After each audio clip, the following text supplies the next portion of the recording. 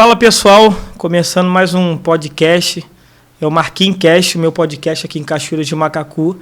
E hoje eu estou com uma convidada muito especial, conheço há pouco tempo, mas é uma pessoa assim que é um prazer enorme trazer aqui no meu programa, que é a doutora Jéssica. Doutora, seja bem-vinda. Obrigada. Seja bem-vinda ao nosso podcast e vamos trocar uma ideia, bater um papo, né, sobre aí a Jéssica. Primeiro eu quero agradecer o convite para participar. Vou contar um pouquinho hoje da minha história. Espero que o pessoal goste. Vai gostar, com certeza. Eu sou cirurgiã dentista aqui na cidade de Cachoeira de Macacu. Sou especialista em tratamento de canal.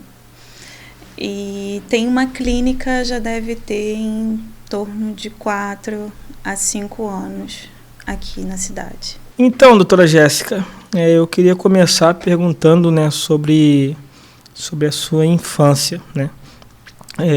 Como que começa a vida da doutora Jéssica e principalmente quando que desperta essa parte da odonto, né, na sua vida, quando que tem esse despertar para essa área, como que é o início da trajetória da Jéssica, da juventude da Jéssica? Então, aquele conceito de família um pouco complicada, né? A minha mãe engravidou muito nova e meus pais eram namorados na época. E aí a minha mãe decidiu continuar a gravidez sozinha. Ela era do Rio e veio para Cachoeira de Macacu porque a mãe dela morava aqui, a minha avó. Foi um período assim difícil, né, para ela, porque ela não tinha condições financeiras. Então a minha avó, ela ajudou nessa parte, né, da minha gestação, e ela acolheu a minha mãe naquela época. E após um período, a minha mãe conheceu uma pessoa e eles ficaram juntos até meus 12, 13 anos de idade. Tive uma infância muito boa, né? Sempre tive tudo. Apesar das dificuldades, né? Assim, a minha mãe, ela era uma pessoa que não tinha, assim, condições. A minha avó, né? Porque a minha mãe veio de uma família que tinha, assim, uma condição financeira boa, o pai dela. E o meu padrasto, ele tinha uma condição financeira muito boa na época. Ele era mais velho que a minha mãe. Então, na minha infância, eu sempre tive de tudo. Então, eu morava numa fazenda, eu sempre tive de tudo, tanto em casa, né, com funcionários, quanto na minha trajetória de estudos, né? Sim. Eu sempre estudei em escolas particulares, fazia cursos de inglês, espanhol, informática, aquilo tudo na minha época, 20 e poucos anos atrás, era bem caro, né, para você fazer. E aí, quando eu tinha 13 anos, meu padrasto faleceu, e aí minha mãe entrou em depressão. Eu tenho uma irmã, na época ela tinha 8 anos. E você tinha quantos anos? Eu tinha 13. E aí ele faleceu em casa, ele teve um infarto fulminante, mas ele já tinha tido outros infartos, ele tinha problema no coração, ele já tinha feito algumas cirurgias. E aquele período foi um momento muito difícil, porque a minha mãe ficou um ano doente, em depressão, ela teve um derrame. E aí eu tanto cuidava dela, quanto cuidava também da minha irmã. E aí aquilo tudo, né, aquele patrimônio todo, foi se perdendo, né, ao longo daquele ano e ao longo dos anos, porque a minha mãe estava doente, então ela não tinha aquela condição de preservar, né, tudo aquilo que o meu pai deixou.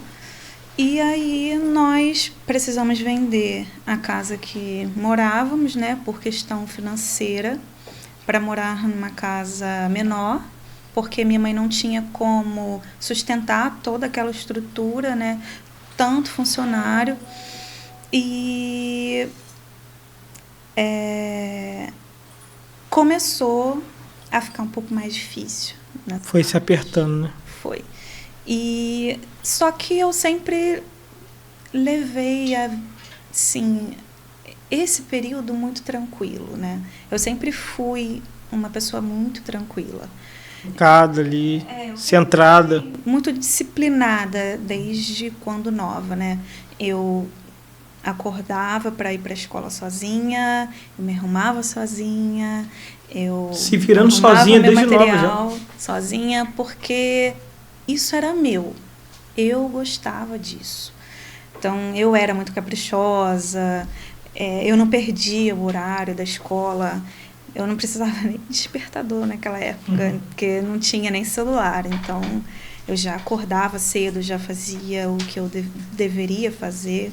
E nessa época você morava onde? Não mais na fazenda? Eu morava na Castalha e depois eu vim morar no centro. Minha mãe comprou uma casa, né, com o dinheiro que ela vendeu, o sítio, né, onde a gente morava. E aí ela comprou a casa e o restante do dinheiro ela comprou os móveis, né, pra gente poder morar, porque quando a gente saiu de lá, roubaram todas as nossas coisas do sítio, né, fotos, móveis. Então, assim, a casa foi praticamente depredada quando nós saímos. E nós recomeçamos. Do zero, né? Do zero. Então, foi assim. A minha mãe, quando ela era mais nova, em torno de uns 30 anos, ela fez curso de auxiliar e técnico de enfermagem, que foi isso que ajudou, né? A minha mãe, ela passar em concurso, que ela foi concursada. Ela trabalhou em Friburgo durante uns anos. Ela estudou para o concurso, passou, e aí nós começamos tudo do zero. Nessa época só você e a sua irmã e sua mãe. Isso. Tinha meu padrasto, mas eles não moravam juntos na época. Ele começou a morar com a minha mãe naquela época que nos mudamos para Cachoeiras, para o centro. Muito difícil, eu não vou dizer que foi fácil, mas naquela época era ainda um pouco melhor, porque eu era mais nova. Então, eu estudava em colégio público, eu saí do particular para o público e comecei a estudar para poder entrar na faculdade. Porque eu sempre quis entrar e fazer uma faculdade. Não sabia do que ainda? O meu sonho sempre foi fazer direito, por conta que o meu padrasto era advogado. Ele já tinha um escritório muito conhecido no Rio de Janeiro. Então, a partir dali, eu já pensava, né, naquela época, que eu também ia seguir essa área. Eu me formaria, já teria um escritório, então eu não precisaria, assim, me ferrar tanto na vida para conseguir as coisas. Mas naquela época eu era muito nova, então tinha 15, 16 anos. Minha mãe começou a trabalhar como técnica de enfermagem. Ela ficava em torno de 4 a 5 dias de plantão. Isso longe de vocês. Isso longe da gente. Ela ficava direto. Te gerava mais uma responsabilidade, né? Essa responsabilidade era cuidar da minha irmã de 8 anos. Eu levava a minha irmã para a escola, eu buscava a minha irmã, eu ia para a escola, eu fazia almoço, eu limpava a casa. Então, assim, eu sempre fui, não vou dizer assim, independente, mas eu tinha minhas responsabilidades. Era obrigada, assim, né, pela circunstância, já ser. Assim, éramos nós 3. Então, o meu papel era proteger a mais nova, que não conseguia fazer tudo sozinha.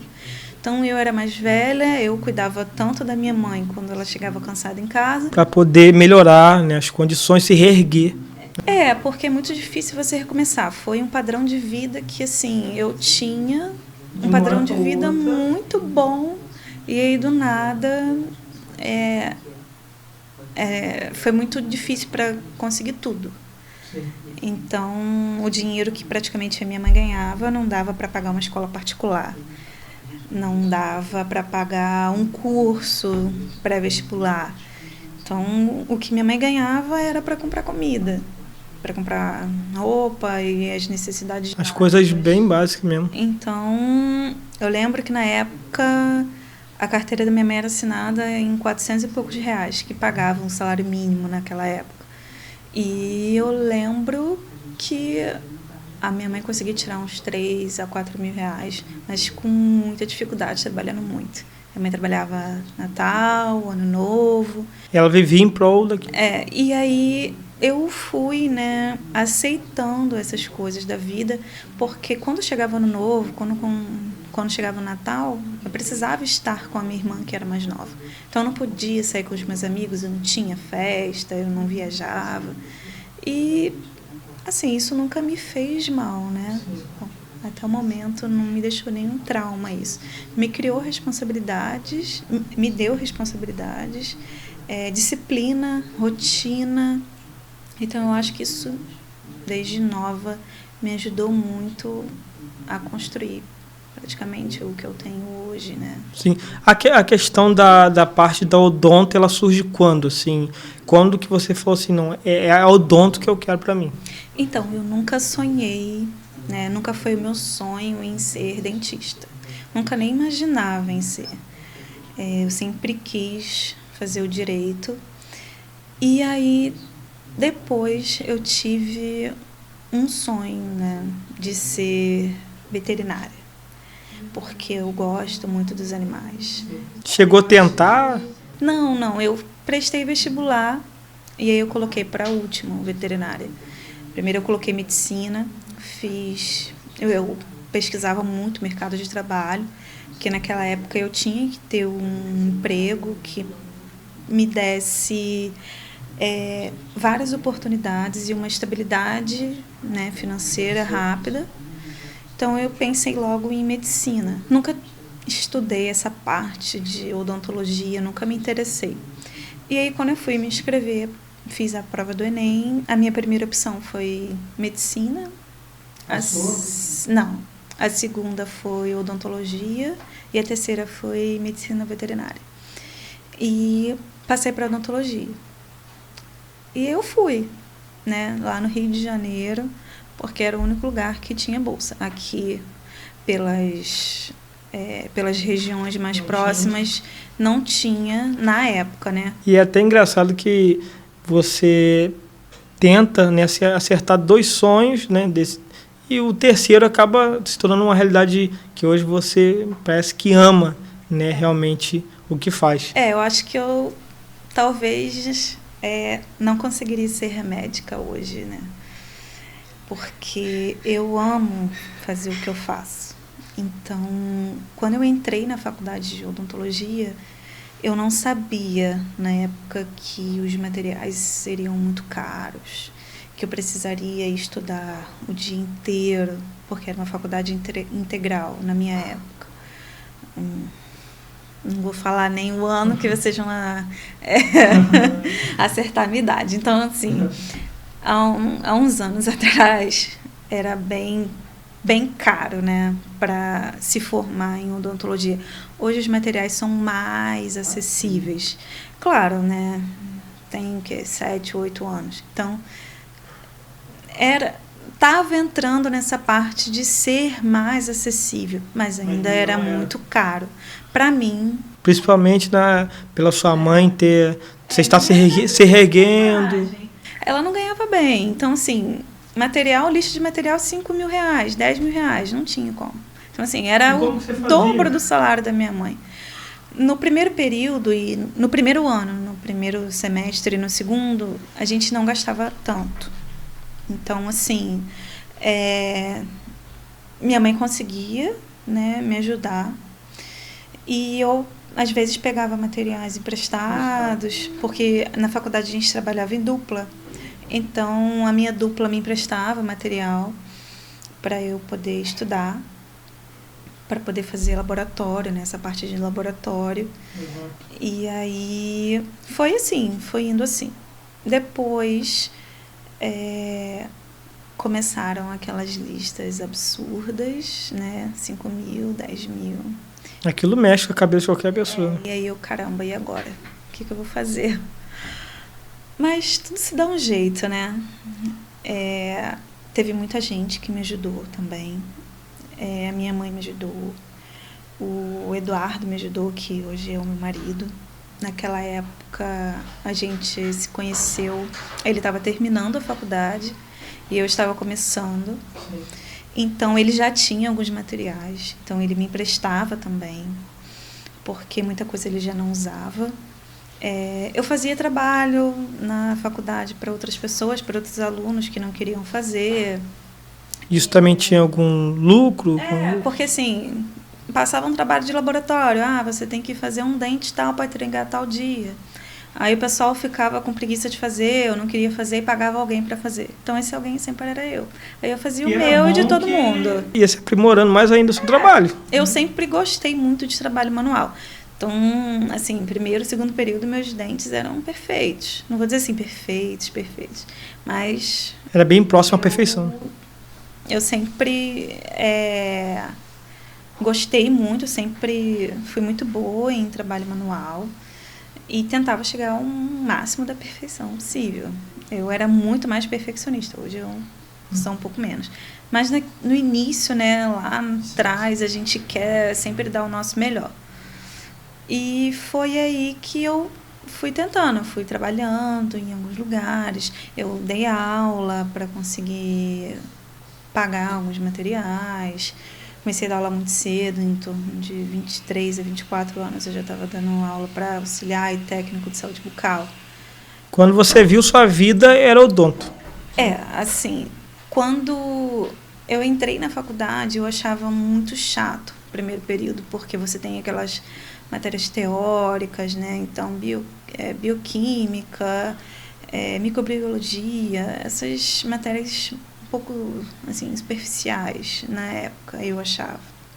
Era chato, porque era muito de decorar. Sim. Eu não sou de decorar, eu gosto de entender. Eu gosto de estudar, eu sempre gostei. Porque você tem que gostar de estudar. Porque se você não gostar de estudar, aquilo vai ser uma coisa horrível para você. Porque você vai sentar ali com o livro e você não vai ter prazer no que você está fazendo.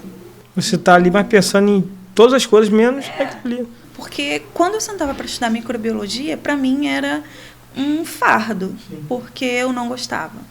Mas quando eu sentava para estudar uma coisa mais específica, sobre cuidados com o paciente, sobre a minha apresentação na clínica, aí sim eu comecei a me sentir que realmente eu estava no lugar certo. E aí foi que eu comecei a amar a odontologia, quando eu comecei a minha primeira clínica. Foi aonde? Foi na faculdade. Comecei a minha primeira clínica na faculdade. A gente tem, né, um período que a gente começa as clínicas, atender os pacientes. E aí eu comecei a gostar, porque não era só gostar da odontologia. Eu gostava de cuidar das pessoas, mas de um jeito diferente do que a gente vê na medicina, do que eu via. Porque eu via muito a medicina, essa parte de que você está no hospital, de que você está dando aquele plantão e de que você vê gente morrendo o tempo inteiro. E aí eu não queria isso para mim, até porque eu não tenho nem emocional para isso. Eu, na época de faculdade, fiz estágio durante 5 anos no Salgado Filho e vi de tudo que você possa imaginar. Então, foi um aprendizado para mim, para a minha vida profissional e principalmente para a minha vida pessoal. Porque eu mudei muito depois de trabalhar num hospital, de fazer estágio, né, num hospital público, de prestar o meu serviço, de ter a experiência de estar num hospital e ter uma experiência de estar num ambulatório público, num hospital público, num hospital particular. A pessoa que tem um coração, né, bom passa a ver também como uma oportunidade de ajudar as pessoas ali, né, porque infelizmente, né, o serviço público às vezes as pessoas estão ali pelo meu salário, por tudo e não por também o amor ao próximo, né, porque ali são pessoas carentes, estão precisando de ajuda, sentindo dor. Assim, é muito difícil. Na época que eu comecei no Salgado Filho, ele é um hospital público, assim, ele não tem, vamos dizer, estrutura. Sim. Estrutura para receber o paciente. Ele é um hospital com bons profissionais, mas sem estrutura, que deveria, né, ser dado mais atenção, talvez. Valorizado. Porque eu via muita coisa lá, que às vezes eu estudava na faculdade e a gente vê algumas doenças em livros, algumas doenças em artigos, e a gente acha que a gente nunca vai ver na vida. E quando gera um espanto, né? E aí, quando a gente está no hospital, você começa a ver de tudo. E aí foi quando a minha visão da vida começou a mudar. Porque quando você está num hospital, você começa a ver um monte de gente doente, um monte de gente que precisa de ajuda, tudo aquilo, né, que a gente já sabe. Só que aquele lado humano seu, ele começa a aflorar. E assim, eu comecei a ter essa parte de querer ajudar as pessoas a partir do momento que eu comecei a ler. Porque eu passava pelos corredores e as pessoas gritavam por ajuda. E eu não conseguia ajudar. Porque às vezes não era da minha área e eu não podia. Sim. Porque eu não era autorizada. E era, assim, bem difícil. Você via que era uma coisa que você não conseguia fazer, por mais que você estivesse ali. Né? Era uma coisa que você não podia fazer. E ao longo dos anos, também foi por um lado ruim, porque eu comecei a me tornar muito fria para o que acontecia na minha frente. Se pegasse pela emoção também, você ia acabar sofrendo muito, né? Porque, assim, pelo lado emotivo. 10 pacientes morrerem em um dia. E às vezes vai tocar você. Mas você vê isso, assim, todos os dias, o tempo todo. Você acaba até criando, não é frieza, né? É mais você colocar na retaguarda, né? Se fechar pra... Você fica maluco. Então, assim, você sai de lá maluco, porque é gritaria o tempo todo, é gente chorando o tempo todo. Passando mal o tempo inteiro. Falta de material, é sangue para todo lado. Então, assim, a família perdeu uma pessoa e você olha para um lado, é uma família chorando, você olha para o outro, é uma pessoa sem perna. Então, assim, você tem que... É um misto de emoções. Um pouco, né? E ali a pessoa, por muitas vezes, tá ali para você estudá-la, né? Para você aprender. Porque ali eu estava o tempo todo aprendendo. Então eu pegava uma pessoa, ia fazer um procedimento, mas eu era estagiária, eu estava aprendendo. Então, assim, se o procedimento ficasse ruim, sim, eu não sabia se estava ruim ou se estava bom, porque ninguém me falava. Mas é aquilo, né? Às vezes os médicos, os dentistas trabalham em outro local, um hospital particular, e aí quando ele vai para o hospital público, ao invés de trabalhar, ele dorme. Não estou generalizando, claro, né? Sim. Existem profissionais e profissionais, mas a maioria das pessoas que eu trabalhei eram assim. Eram assim. Tratavam o paciente como, às vezes, como se não fosse nada. Então, era um hospital de subúrbio, então você via de tudo. É uma verdadeira loucura, né? E o pior de tudo, eu acho, é, tipo assim, você não poder fazer nada, né? Muitas das vezes você quer ajudar, você quer fazer. E uma das coisas que você falou lá no começo que eu achei interessante, né, que você cita o seu esposo, hoje seu esposo, né, o Eduardo, você diz que ele te emprestava, né, os livros, e foi aí que vocês se conheceram? Não, nós nos conhecemos no primeiro dia do meu estágio, que foi no Dia dos Namorados, dia 12 de julho de 2014, no meu primeiro dia de estágio. E ele era o estagiário-chefe, né? Que ele era responsável pela traumatologia, né? Que a gente chamava. Existia o bucomaxilo e depois do bucomaxilo, né? Que era o chefe, tinha o estagiário. E quando eu cheguei lá no hospital, ele não tinha chegado ainda. Aí falaram, olha... Poxa, hoje é seu primeiro dia, mas você, infelizmente, vai pegar um estagiário aí muito chato, porque ele não deixa ninguém fazer nada. E aí eu vim aqui para aprender, porque eu sempre fui muito assim, eu sempre peguei para tomar a iniciativa das coisas, eu sempre gostei muito de aprender. E aí ele chegou lá, todo sério, com a malinha dele, que ele levava as roupas, né? Porque a gente dormia lá. Então, Dormiam lá por qual período de tempo? Às vezes fazia 36 horas. 36 horas. E a gente dormia, levava a mala para no dia seguinte poder ir para a faculdade, porque a gente tomava um banho, tomava um café e depois ia para a faculdade. E aí, a primeira vez que eu conheci, já ganhou meu coração ali, né? Nós ficamos amigos. E aí, ele começou a ter contato comigo. Ele também estava se formando e começou a me emprestar os materiais. Começou a me ajudar nas matérias, né? Que eu tinha dificuldade. E aí, a gente foi se conhecendo mais, se aproximando. Foi se conhecendo e acabamos namorando e casando. Hoje a gente está aí. E vocês têm um filho, né? Que eu vejo, acompanho muito lá na sua rede social. Temos um filho de 2 anos e meio. Mas depois de pensar muito, né? A gente foi ter um filho. Porque a gente veio de uma família muito humilde, tanto eu quanto ele. Então a gente não queria que o nosso filho passasse por coisas que nós passamos.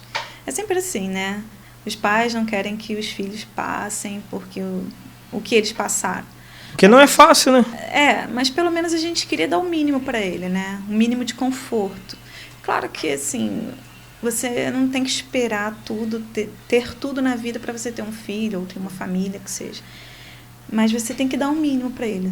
Você tem que dar segurança, você tem que dar alimentação, o mínimo de conforto possível, uma boa casa, atenção. Então, teve uma época que a gente trabalhava até 11 horas da noite. Então, não tinha como ter um filho. E ao longo do tempo, né, juntos, a gente foi amadurecendo um pouco essa ideia, né, para poder ter um filho. Porque a gente sabia que a gente trabalhava muito.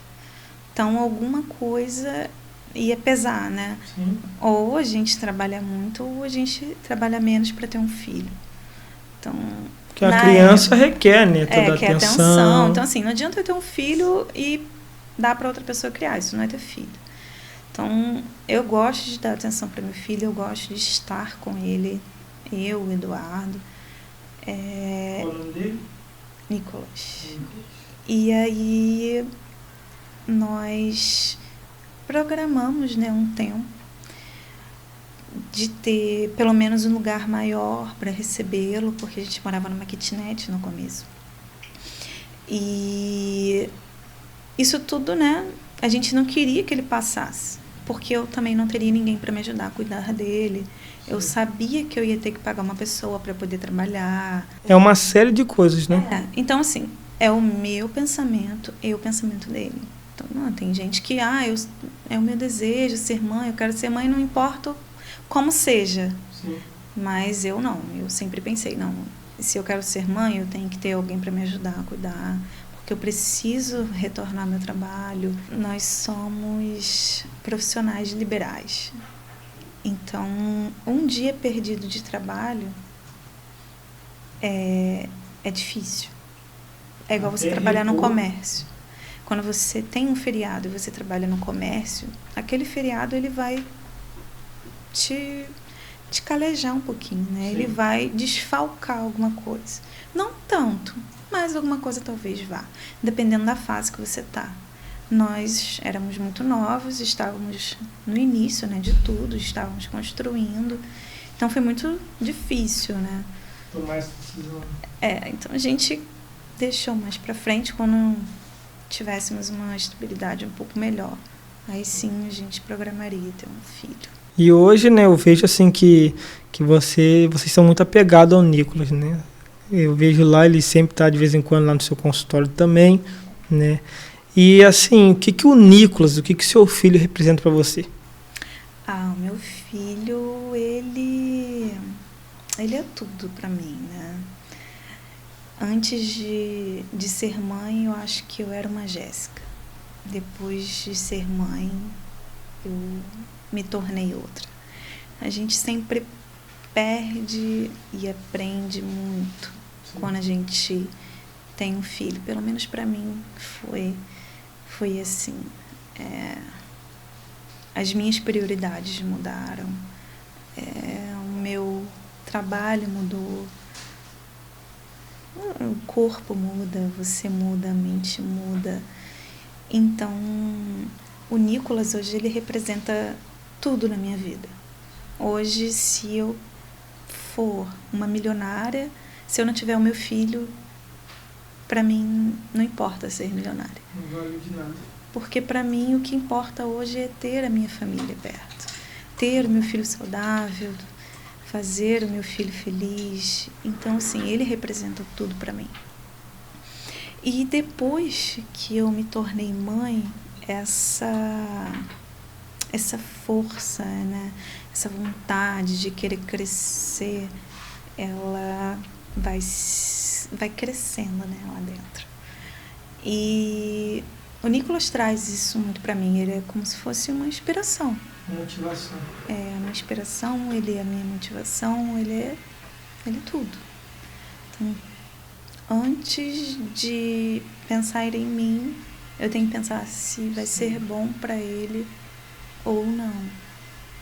Jéssica, uma das coisas também assim que eu tenho uma certa, né, curiosidade e muitas pessoas também têm, né, é em relação a quando você começa a atender, né, diversos pacientes, essa questão do dentista, né, de você chegar e ver uma pessoa às vezes gritando de dor, como chorando de dor, e você ter que pegar essa pessoa e ela sai dali bem, e como que é esse sentimento, e como que é também você pegar uma pessoa, e às vezes o procedimento também não é só uma fase, né, são mais de uma fase, né, e a pessoa às vezes segue algum dia com dor, e como que você procura estar perto dos seus pacientes, essa questão? Então, você lidar com o público é muito difícil. E você lidar com pacientes doentes, pacientes com dor, também é muito difícil. Então, eu tive, né, eu mudei, né, no trabalho. Eu sou uma pessoa totalmente calma, diferente do que às vezes eu sou em casa, porque eu sou totalmente hiperativa, eu quero fazer tudo ao mesmo tempo. Então, quando eu tô ali... Até porque requer muita tensão, né? Muita tensão tá lidando com... Quando eu tô ali no trabalho, pode cair o mundo lá fora que eu não tô nem aí. Porque o que importa ali é o meu paciente. Então, se ele chegar, se ele tá com dor, se ele tá chorando, eu vou focar nele. Eu vou conversar, eu vou... sei lá, fazer uma piada, eu vou tentar deixar o mais relaxado possível, né? Ele vai estar... vou explicar o procedimento, ele vai... se for um procedimento de urgência, ele vai estar anestesiado, e aí aquela pessoa chega naquele estresse, né, da dor, aí às vezes começa a passar mal, e aí você tem que acalmar o paciente, você sempre tem que estar calmo. O que eu vejo que falta hoje nos profissionais de saúde é realmente isso, né? É a paciência. A empatia, né? Eu também, mas primeiro que a empatia, você tem que ter a paciência, você tem que ser profissional. Eu escolhi isso para mim. Eu escolhi trabalhar com a odontologia que eu gosto. Eu não trabalho com harmonização, eu não trabalho com faceta. Mas assim, Jéssica, eu vejo que muitas pessoas te perguntam por que não trabalhar, né, com faceta. É faceta que fala? Facetas, lentes de resina, lentes de porcelana. É uma área que realmente eu não gosto. Eu gosto mais da odontologia raiz, sabe? Aquela odontologia que é a restauração, que é o tratamento restaurador, que é a prótese dentária, que é a limpeza, né? Que é a profilaxia, que a gente costuma chamar de limpeza. Eu gosto muito do tratamento de canal, né? Sou especialista. E eu gosto daquele trabalho que o paciente chega sem o dente e sai com o dente. Sim. Então, é isso que eu gosto. Não... é mais parte do canal mesmo. A gente faz aquele tratamento reabilitador e aí, cara, o paciente chega lá sem dente da frente, ele desesperado, e aí sai com um dente. Foi fantástico. Se resgata a autoestima. Eu sou daquela que sou de uma área muito conservadora. Eu não faço tratamento em paciente que não precisa, né? O paciente está com cárie. Tá, mas aí vamos ver como é que está essa cárie, se o paciente tem uma boa higienização, uma boa alimentação. Às vezes é uma cárie que dá para manter com a escovação, sim, não precisa ficar restaurando o tempo inteiro. Então, Você acha que, em relação a isso, você acha que, infelizmente, assim como em todas as áreas, né, eu já vi em áreas diferentes, em relação à questão da pessoa querer se aproveitar, às vezes, porque pega um paciente que não entende nada dessa área, né, aí a pessoa entende, acaba, às vezes, fazendo coisas que não tem necessidade de fazer. Assim, com certeza. Pego isso praticamente todos os dias. Então, aqui, na minha cidade, eu sou a dentista que resolve o problema dos outros. Então, chegou o dia que eu tirei 20 facetas de resina, sem necessidade nenhuma. O sorriso, aí embaixo daquela resina horrível, tinha um dente lindo. E aí, você vai explicar isso para o paciente. E ele acaba não entendendo também, às vezes, né? Não, eu explico da forma que a pessoa vai entender. Se você for uma pessoa mais leiga ou se você for uma pessoa da área da saúde, eu vou explicar do jeito que a pessoa vai entender. Sim. E até ela entender. Tem pessoas que chegam lá todos os dias. Posso fazer uma faceta de porcelana, eu quero botar lentes de contato em todos os dentes. Olha, eu não faço esse tipo de procedimento, mas posso indicar alguém para fazer esse tipo de procedimento em você, mas eu não faço. Aí as pessoas, mas você está perdendo o paciente. Não estou perdendo porque não é uma área que eu gosto. Eu não gosto de fazer.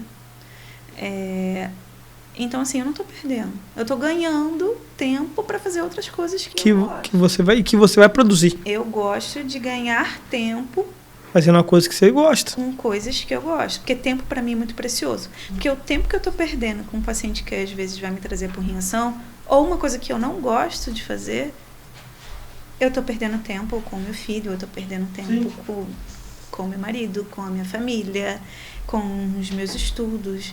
Então, assim, eu dou valor ao meu tempo. Muito. Sim, que é precioso, né? Cada segundinho. A gente não compra. Então, assim, amanhã eu posso nem estar aqui e aí, o que eu fiz? O que eu fiz de diferente, né? As pessoas falam, mas você está perdendo dinheiro porque você não coloca isso no seu consultório. E não vou botar.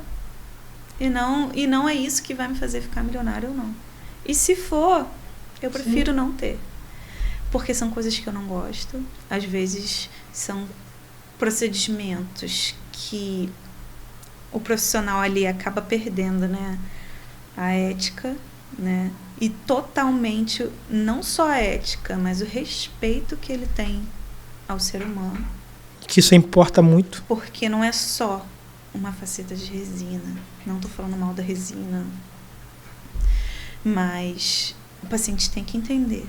E por várias vezes eles não entendem daquele procedimento. Eles acham, veem um vídeo e acha aquilo bonito, vai ficar lindo, maravilhoso, aquele de forma superficial só. E aí, quando você vai explicar realmente para ele o que é, ele desiste. Sim. Mas muitas pessoas não têm essa informação. Eu sou daquela dentista que vai preservar o seu dente. Não existe nada melhor do que ele. Não existe um implante melhor que o seu dente. A não ser que ele esteja destruído, né? Isso é em outros casos. A gente está falando de dente saudável. Então, nada vai substituir o seu dente saudável. Você vai falar para mim, Jéssica, olha, eu tô aqui com um quebradinho no dente, eu quero botar uma coroa de porcelana. Não vou botar. Que não tem nenhuma certa necessidade na sua visão. Eu vou precisar desgastar o seu dente. Ele nunca mais vai voltar a ser o que era antes, porque é uma coisa totalmente irreversível. E eu prefiro não fazer. Porque o que eu estou fazendo ali, o que eu faço em você agora, por mais que seja uma limpeza, uma extração, um tratamento de clareamento, É o meu nome que está ali, é a minha assinatura. Então, quando você sair na rua, quando você estiver com seus amigos, quando você sorrir, as pessoas vão perceber e vão perguntar, poxa, quem fez isso em você? Vai falar, poxa, quem fez foi a doutora Jéssica, dentista lá. E vão falar, pô, ficou uma merda.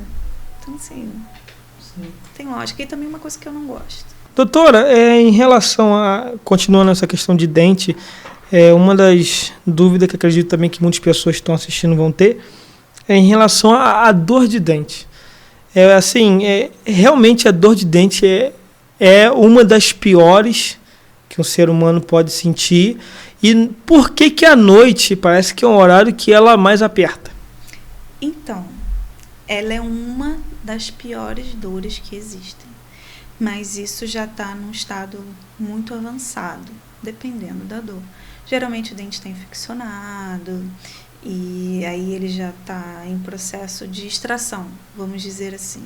Ou ele está num processo de canal, né, que o dente está, vamos dizer, a gente usa um termo morrendo, e aquelas terminações nervosas, elas começam a transmitir dor. Né? E muita, por sinal, né? Porque quem já sentiu dor de dente dor sabe insuportável. Eu nunca senti dor de dente, mas todo mundo que chega lá no consultório sentindo dor, às vezes chega chorando. Então, é uma dor insuportável. É da dor de cabeça, né? Você fica estressado. Mas a dor de dente é uma coisa que eu já senti, é uma coisa que você fica impaciente. Uma dor que, assim, que tá você não vive, você está vivendo só a dor ali, você não tem... que tem o coração pulsando ali, e isso... eu tenho vivenciado todos os dias. Até porque eu sou especialista em tratamento de canal. Então a maioria, 90% das pessoas que chegam até mim, chegam com dor. E por que à noite? Por que à noite? Existem alguns artigos científicos, né, dizendo o porquê da dor à noite, mas durante o dia a maioria das pessoas trabalham. Então elas estão trabalhando, elas estão se movimentando. E aí, à noite, é aquele momento que você relaxa. Aí você vai relaxar para dormir, aí você vai ficar deitado.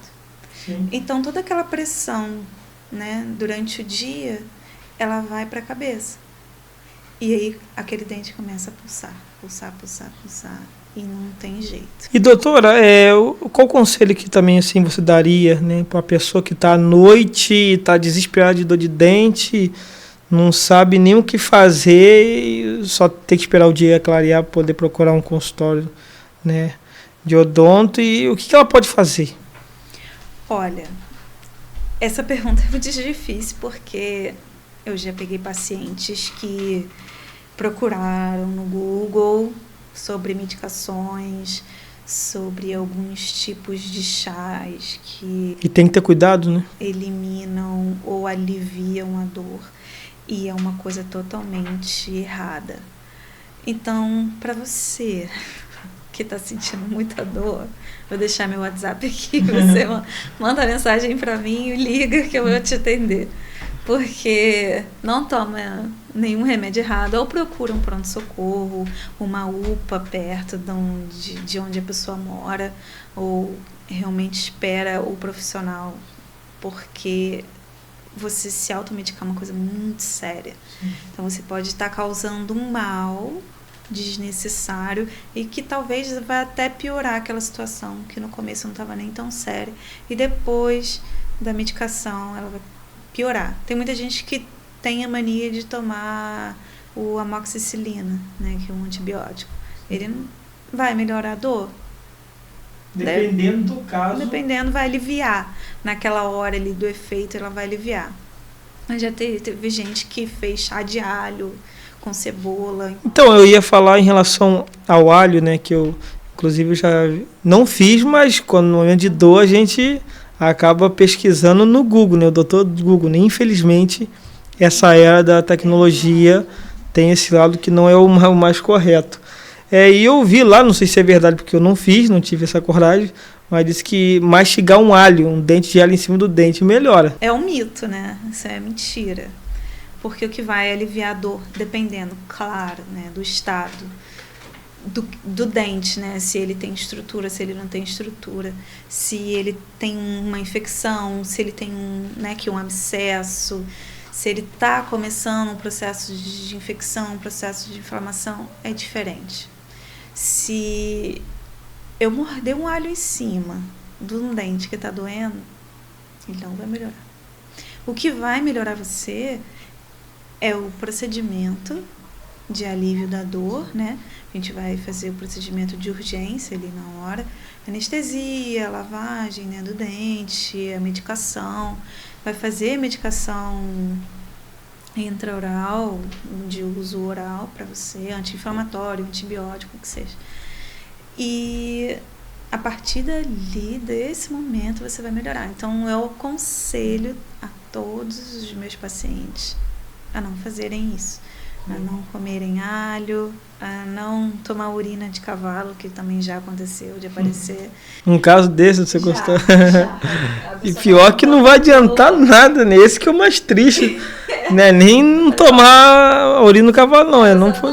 Mas eu tomei o chá de alho com cebola e não melhorou. Eu falei, não vai melhorar. Talvez se tiver com a gripe vai melhorar, talvez, né? Agora com... morna, tomei água morna com bicarbonato. Eu falei, ó, não vai melhorar não. O que pode melhorar talvez seja uma dipirona, um paracetamol, uma coisa assim, são remédios analgésicos. Mas tem que saber também se a pessoa também não é alérgica a essa medicação. É por isso que se automedicar é perigoso. Realmente a pessoa já sabe, né, que ela tem uma certa alergia ou não. Então, se eu falar para a pessoa, olha, você pode ser alérgico a alguma medicação, sou dipirona. Então tenta um paracetamol, tenta uma medicação que você costuma tomar. Chá para isso não te faz mal nenhum. Assim, o chá vai te acalmar. Toma um chá de camomila, vai acalmar você. Você vai ficar calmo com dor, né? A dor de dente em si... Você vai ficar calmo com a dor, só isso, não muda. Não muda. Infelizmente, não. Doutora, na sua clínica, qual foi a situação mais difícil que você já pegou? Um dos casos, se não me engano, que você relatou uma vez, eu te via no seu Instagram, foi um paciente, se não me engano, com soluço, né? Eu acho que foi um caso. Eu comecei a tratar desse paciente, né? Conheci esse paciente, eu não era formada ainda. Não era formada ainda? Não era formada. O Eduardo, a gente abriu o nosso primeiro consultório, eu estava no último ano da faculdade. E aí esse paciente apareceu lá no consultório com muita dor. Ele já tinha um outro dentista, só que esse dentista não tinha horário para atender ele naquele dia. E aí ele acabou aparecendo lá. E na hora de anestesiar, eu estava com um pouco de dificuldade, porque ele tinha soluço. Ele soluçava o tempo todo. Era uma doença? Né? Então ele soluçava o tempo todo. Aí eu fui perguntando o histórico dele, né? E aí ele disse que estava procurando tratamento. Ainda não tinha, né, um tratamento. Encontrado ainda. Ninguém nunca descobriu a causa do soluço. Então ele soluçava o tempo todo, a cada 3, 4, 5, 10 segundos. E aí quanto mais nervoso ele ficava, mais soluçava.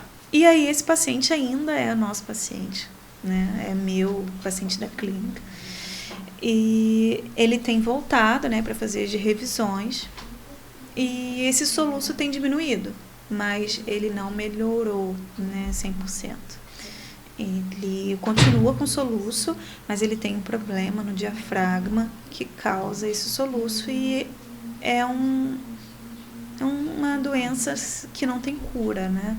Ele vive com a medicação, para a medicação diminuir o soluço, mas infelizmente... E qual foi o procedimento que você precisava fazer nele? E assim, quanto tempo que demorou para tratar? Foi um procedimento de canal, um paciente muito tranquilo, ele é um paciente muito colaborador, né, que a gente chama, que ele colabora com o procedimento e demorou o tempo, assim, normal, que eu demoro para fazer um canal, porque ele ajuda muito. Então, assim, para atendê-lo é super tranquilo. Só que tem uma limitação, né? Que assim, na hora de tirar um raio-x, que eu tenho que tirar alguns, eu tenho que tirar vários às vezes, dependendo do dia que ele tá. Eu tenho que tirar várias radiografias para poder ficar boa, porque fica tremida por conta do soluço. E a boca dele fica muito seca. por conta das Então, medicações. É uma série de coisas, né? Assim, cada paciente tem a sua individualidade, tem as suas limitações, e a gente tenta respeitar o máximo possível, né? E encaixar ali dentro do nosso procedimento, da nossa rotina clínica. Doutora, é uma das coisas também que eu mais observo no dia a dia, durante a minha vida em relação a até amigos meus próximos, é o medo de dentista. Eu já vi casos de pessoas que estão com dor, mas não vai porque tem medo. Né? E assim, como que você recebe a pessoa que está com medo que às vezes pessoas que também têm trauma, já vi pessoas que têm trauma porque teve o maxilar deslocado, já vi casos também assim, bem complexos. Né? E como é que você recebe esses pacientes na sua clínica? Como é que você aborda? Assim, hoje praticamente 70% da população tem medo de dentista, mesmo nunca tendo ido ao dentista. É porque assim, eu acho que uma coisa mais histórica, né? Uma coisa mais cultural. Né? Minha avó sofreu um trauma, minha mãe sofreu um trauma. Que a maioria nem tem histórico nenhum e tem um pavor. A patologia, ela ela tem que ser muito abordada, né? Agora a gente tem em mãos mais tecnologia para trabalhar. Então agora a odontologia está menos pior. Que antes você chegava no consultório, era extração, ou você dava um jeito de restaurar aquele dente ali. Então, quando você pega um paciente de 60, 70 anos, esse paciente ele já passou por uns traumas. Porque talvez a anestesia não era tão eficaz na época, o procedimento era, vamos dizer assim, mais invasivo do que hoje, tanto pelos instrumentos, tanto pelo conhecimento, porque não tinha-se tantos estudos como tem hoje. E cria-se nessa cultura do medo de ir ao dentista. Eu já vi pessoas falar sobre do barulho do motorzinho. Tem como amenizar? Depende. Vai botar um fone. Nem todo procedimento tem como amenizar isso. Mas você tem que saber conversar com o paciente. Que tipo de paciente que vai... A maioria dos pacientes que me procuram hoje tem medo de dentista. Todo mundo me procura porque tem medo de dentista. Não vai em outro dentista porque tem medo. E tudo também é do profissional. Eu sou uma profissional, os pacientes me falam, né, que eu passo muita calma para eles. E isso é muito importante, porque quando você está num procedimento que o paciente sabe que pode sentir algum tipo de desconforto ou até mesmo uma dor, ele vai ficar estressado, ele vai ficar com medo. Então, a gente tem que estar muito calmo nessa hora. Então, a gente tem que saber conversar com o paciente, a gente tem que saber abordar, a gente tem que saber se posicionar também. Acaba se tornando um psicólogo ali na hora. Você está muito próximo. Às vezes, você vai tratar de uma pessoa várias vezes, né? É um tratamento longo, então a gente vai se ver várias vezes. Aí o paciente acaba pegando amizade, porque eu também sou muito solícita, né? Eu gosto, eu converso com o paciente, eu tento deixá-lo o mais à vontade possível, para ele sentir que ele é especial ali, que ele é importante ali na hora. Porque não importa quem está me esperando lá fora, o que importa é quem está lá sentado na minha cadeira. Então, o foco total, é ele, pessoa. Se eu tiver que ficar 4 horas com o paciente ali, porque ele está passando mal, porque ele tem uma depressão, que ele tem uma síndrome do pânico, eu vou ficar. Porque ele está com dor, ou porque ele não pode voltar depois. Então, eu vou dar o meu jeito e vou ficar com o paciente ali. E vou fazer de tudo para ele tentar se acalmar. E se caso a gente não conseguir, a gente marca um outro dia. Existem casos que o paciente realmente passa mal, tem um pânico, né, de um dentista, e às vezes nem tem trauma, mas depois de um acontecimento acabou tendo um trauma. Gera aquilo ali que marca.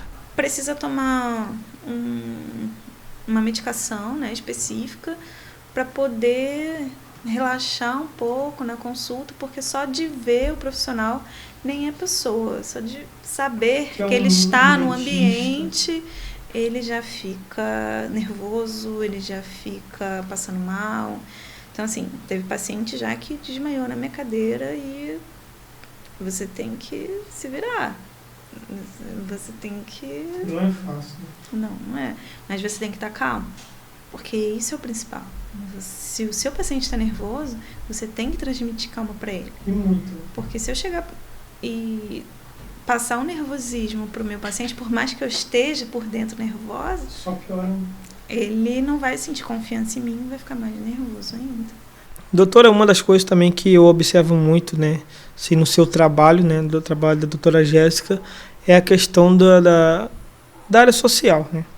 Eu já presenciei pacientes que realmente não têm condições, né, de custear, né, um tratamento dentário e você ajudar essa pessoa, né? Então, assim, quando que surge e o que representa isso para você, né, esse gesto de carinho, é abrir mão, às vezes, né, de um recurso financeiro na hora, porque o tratamento não é barato, né, é um custo muito grande material, de manter a clínica, de manter funcionários e isso é uma série de coisas, mas para fazer a pessoa sair dali sem dor, eu já vi já alguns casos, presenciei, né, e o que isso representa para você? Bom, isso é uma parte, né, da minha vida que começou a acontecer depois que eu tive, né, essa vontade de trabalhar, de fazer estágio, né, em hospitais, de ter essa experiência. Então a minha iniciativa, né, de querer ajudar foi começando aí. E aí quando eu abri o nosso primeiro consultório, eu sempre tive, né, desde nova esse lado da generosidade de querer ajudar o outro, porque eu fui criada assim. Sim. Então, quando eu atendia certas pessoas e que estavam com muita dor e que não tinha como pagar, eu fazia o tratamento. Às vezes era uma extração, às vezes era uma drenagem de abscesso, né? E aquela pessoa ficava grata. Sim. Mas eu não podia deixar a pessoa sair. Eu não tinha coragem, na verdade. Talvez a palavra seja essa. De deixar a pessoa ir para casa com dor, porque ela não tinha, não sei, na época, R$100, R$150 para fazer uma extração. Uma extração simples. E o que ela me trazia de aprendizado, né, tanto pessoal quanto espiritual, quanto profissional, de você olhar para o outro de forma amorosa, de forma de... Era muito maior do que eu oferecia para ela. Então, isso, quando eu comecei a fazer, começou a me fazer muito bem. E aí, é claro, né, você filtra as pessoas que você ajuda. Sim, sim. Você não vai ajudar qualquer pessoa. Então, eu filtro muitas pessoas que eu ajudo e eu não gosto de divulgar isso, né, no meu Instagram, nas minhas redes sociais, porque é uma coisa pessoal minha. Eu gosto de fazer isso.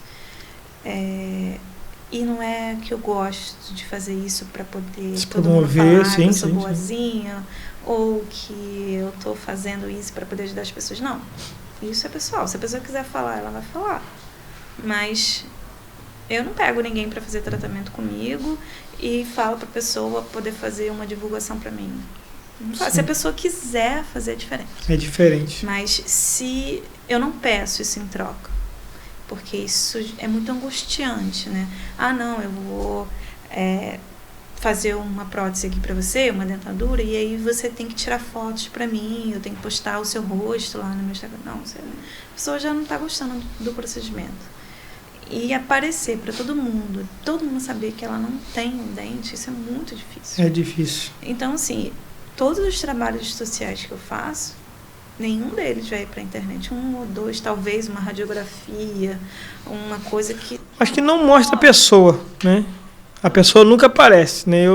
Eu fiquei sabendo porque foi uma pessoa assim que eu conhecia, né? Que você acabou ajudando a pessoa que estava precisando muito. E eu achei assim muito... Essa é a questão que é aquele negócio. Muitos podiam fazer também, né? Mas isso aí vai da pessoa. Isso aí não adianta que isso particular, é algo... Do nosso crescimento, tanto pessoal, do nosso crescimento espiritual. Tem a parte que eu preciso pagar meu funcionário, tem a parte que eu... Mas assim... como que eu vou dizer?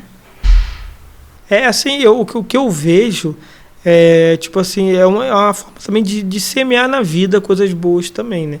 Você tá ali, tá ajudando uma pessoa, de certa forma, aquilo volta para você, né? A lei da semeadura. Sim, mas eu nunca pensei dessa forma.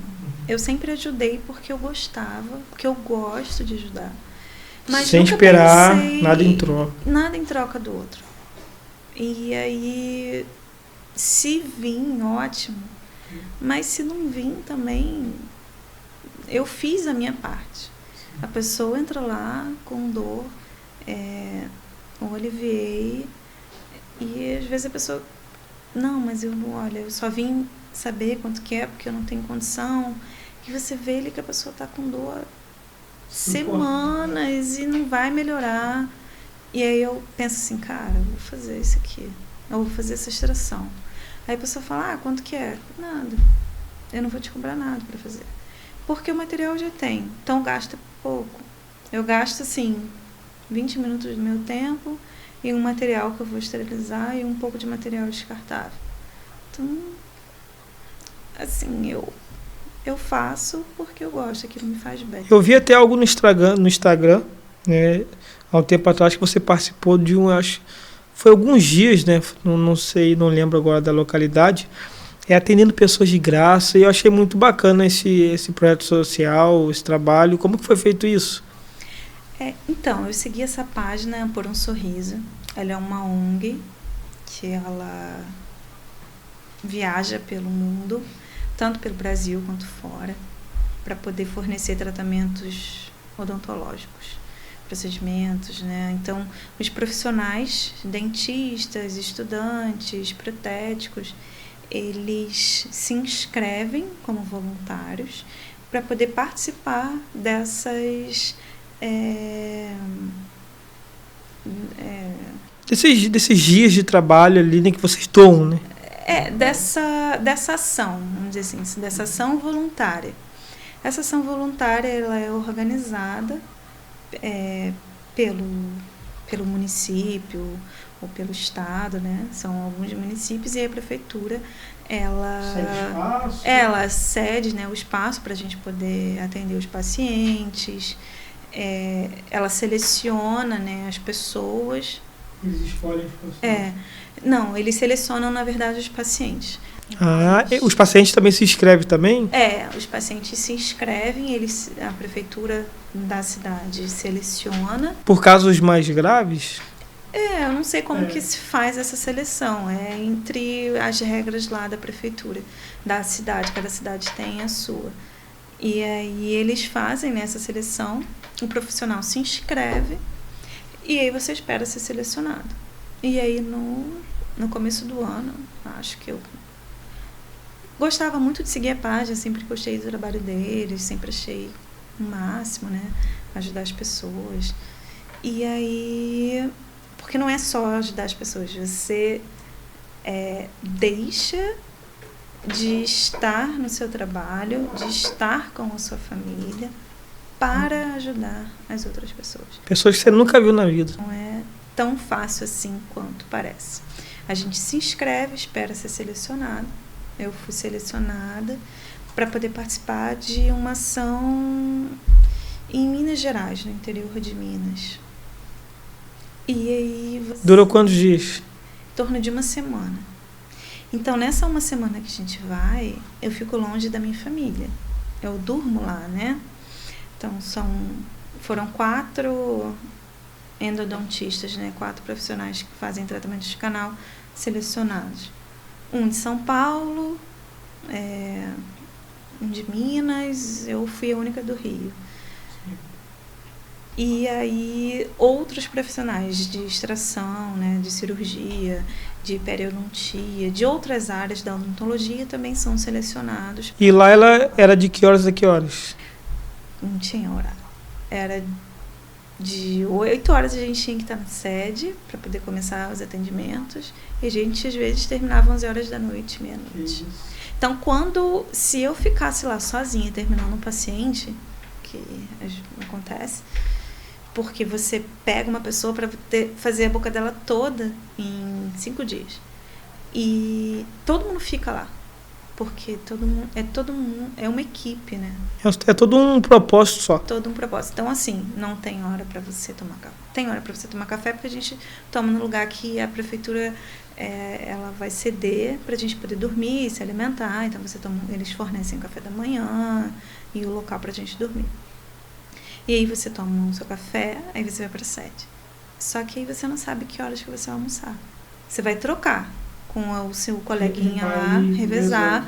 Lá não tem cadeiras odontológicas para a gente poder atender. É tudo improvisado. Que é mais difícil. Só que foi uma experiência que eu nunca tive, né, na minha vida. Que eu pensava que era uma coisa totalmente diferente, mas quando você está lá, você tem que arrumar tudo. Você, às vezes, tem dias que não dá para almoçar, tem dias que não dá para você tomar café. Você ir no banheiro, você beber uma água, então... E quando você olha lá para fora, tem uma fila de gente esperando. E são pessoas que estão ali há 3 a 4 meses esperando por você. Tipo um mutirão para poder ajudar, né? Então, quando esse mutirão sai na rua, a cidade toda fica em festa. Porque nós somos, né, da Por um Sorriso. Estamos ali, toda a cidade sabe que nós estamos ali para poder cuidar e ajudar as pessoas de graça. A gente fornece, né, kits, a gente leva o nosso material. Alguns materiais a ONG pede para a gente levar porque eles não têm. Então, o meu material específico de especialista eu precisei levar. Então, eu levei na mala, eu levei algumas roupas, né? Porque lá eles te dão como se fosse um uniforme, né? Sim. Você não consegue trabalhar tão confortável, porque você precisa ficar horas sentada. Então, é tênis, calça e... Você pretende participar mais vezes? Você tem vontade de fazer, de repente, em outro país? Você tem Olha, eu tenho até vontade, mas eu acho que daqui a um bom tempo. Porque é muito desgastante também, emocionalmente, assim, fisicamente. O que mais mexeu comigo foi ficar distante do meu filho. Então, isso mexeu muito comigo. E ele era pequeno, então ele tinha 1 aninho e pouco. Então isso mexeu muito comigo, ficar longe dele, uma coisa que eu nunca tinha feito. Sim. Então ficar 7 dias longe do meu filho foi assim, horrível. Eu chorava, chegou no 3º, 4º dia, já chegava um cantinho e chorava, né? Que eu atendia uma criança, uma família muito humilde. Então eu escutava histórias assim surreais que você nem acredita que existe. E você acha que só existe em filme. E quando você está ali e aquela pessoa te vê como que você vai mudar a vida dela, porque não é só a estética que a gente está falando, não é só poder sorrir, é você poder mastigar, é você poder ter paz, né? Porque não sentir dor. Aquela dor insuportável, você não tem paz. Imagina você sentir dor, imagina tempo você inteiro não poder comer. É uma coisa diária, uma coisa simples, você não poder comer. Então, você acaba vendo esse lado. E são vidas sofridas mesmo. E aí você, às vezes, eu ia para um canto, eu ia para o banheiro e começava a chorar, porque... Eu estava já desgastado emocionalmente. Também, mas quando você escuta uma história dessa, você fica assim, caraca, eu reclamo de coisas que essa pessoa nem sabe que existe. Que às vezes falta por um período pequeno? Porque é uma família que recebe uma renda mensal de 300, 400 reais por mês. Uma família, às vezes, E aí, com várias crianças. Será que ela vai comprar a escova de dente, a pasta, ou ela vai comprar comida? Então, assim, tem gente que não tem cama para dormir. Tem gente que não tem piso no chão da casa. Então, assim, eu não estou chegando lá para comover ninguém, eu estou chegando lá para ajudar. Pessoas que não têm acesso, realmente elas não têm. É uma cidade que é menor do que a nossa, que não tem UPA, não existe ambulatório, não existe um consultório odontológico. Então, assim, são pessoas que realmente precisam. E aí aquelas pessoas não têm acesso ao estudo, não têm acesso à saúde, não têm acesso, né, à educação, ao estudo. E você chega lá e aí você olha e você fala, caraca, uma situação caótica. Eu preciso parar de reclamar um pouco das coisas e agradecer mais o que eu tenho. Porque o que não é comparação. Sim. O que eu tenho comparado a essa pessoa aqui é tudo. Porque às vezes Só que o que dá a entender que passa a ser, às vezes a gente conquista coisas que a gente um dia talvez pediu, né, seja por fé ou por outro meio de convicções, mas passa a ser comum, acaba sendo comum no dia a dia, já tem isso aqui, passa despercebido, mas talvez a gente não tenha esse olhar que para tantas pessoas queriam ter talvez uma vida que a gente tem. E todo o meu trabalho social começou daí. É claro, hoje eu não tenho um tempo específico para fazer isso, porque eu também estou começando a minha clínica, eu tenho um filho pequeno, então, assim, quando eu posso ajudar, eu ajudo diariamente, talvez um procedimento, mas fazer ações sociais, agora, eu não consigo. Eu gostaria muito, mas é um momento que para mim é especial, então tem que ser especial, tem que ser um momento programado para eu poder ajudar realmente as pessoas. Porque ir numa escola e passar florzinho em criança, isso para mim não é ação social. Então, assim, é muita coisa atrás disso, porque são famílias, são seres humanos, primeiro, são pessoas. Então, você tá ali para você postar uma foto que ajudou aquela pessoa e que você é legal e que você tá ajudando todo mundo, que você é bonzinho, isso para mim não é ajudar. Porque primeiro você tem que ajudar porque você quer e porque é importante para você e porque é importante para aquela pessoa. Tanto que eu não posto as pessoas que eu ajudo. Eu não posto que eu faço ação social. As pessoas, às vezes, que eu ajudo, alguma coisa ou outra, posta, mas eu não peço para postar nada. Eu não vivo da minha rede social e também não quero colocar o meu paciente ali. Então, assim, as pessoas confundem muito, né? Isso de ajudar a pessoa e aí você vai e tem essa pessoa como modelo, né? De ajuda e você vai e bota no seu Instagram para poder se promover. Assim, em cima da necessidade. Para mim, eu não gosto disso. Eu gosto realmente de ajudar as pessoas. Então, quando eu vi esse lado, me mexeu mais comigo. E aí foi quando eu penso, né? Foi quando eu pensei que futuramente talvez eu tenha um espaço para poder fazer a minha ação social, porque aqui em Cachoeiras não tem. E eu faço em algumas no meu consultório, mas eu gostaria de ter um lugar específico. Com mais profissionais. Com profissionais e pacientes selecionados, porque eu não tenho como ter essa visão de selecionar as pessoas. Elas chegam até mim com dor e tudo, eu ajudo. Mas você ir numa comunidade, você selecionar as pessoas que realmente precisam e levá-las lá nesse espaço para a gente poder fazer o que realmente é necessário, isso é diferente. E sem às vezes colocar, né, na internet, ou o que seja, porque você quer ajudar realmente. Quer fazer o bem, né? Melhorar a vida de tantas pessoas. Sim, não é só o sorriso, né? Às vezes a pessoa não consegue um emprego porque não tem um dente na frente.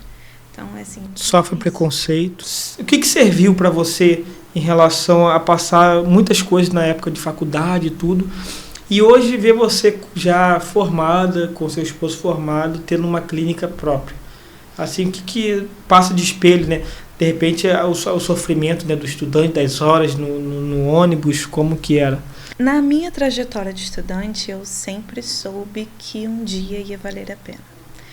Eu sempre fui uma pessoa muito responsável, sempre tive muita disciplina, sempre tive muita força de vontade para conquistar os meus sonhos, né, os meus desejos.